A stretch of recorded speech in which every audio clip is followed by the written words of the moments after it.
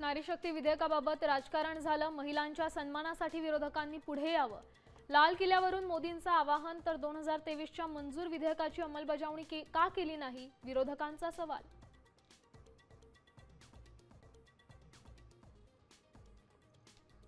कोर्टाला दबावात आणून निकाल द्यायला लावणार असाल तर चालणार नाही, कोर्टाला काम करू द्या। मुख्यमंत्र्यांनी धमक्या देऊ नये, संजय राऊतांचा फडणवीसांवर पलटवार।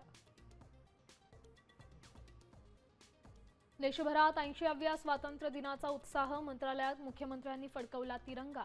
एकनाथ शिंदेंच्या हस्ते ठाण्यात तर बीडमध्ये सुनेत्रा पवारांच्या हस्ते ध्वजारोहण।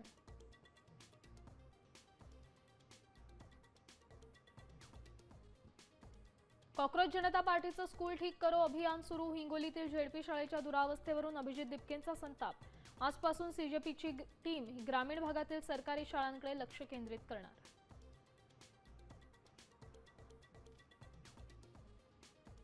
मनोज जरांगे पाटलांची तब्येत बिघडली, उपचारासाठी संभाजीनगरच्या गॅलेक्सी रुग्णालयात दाखल।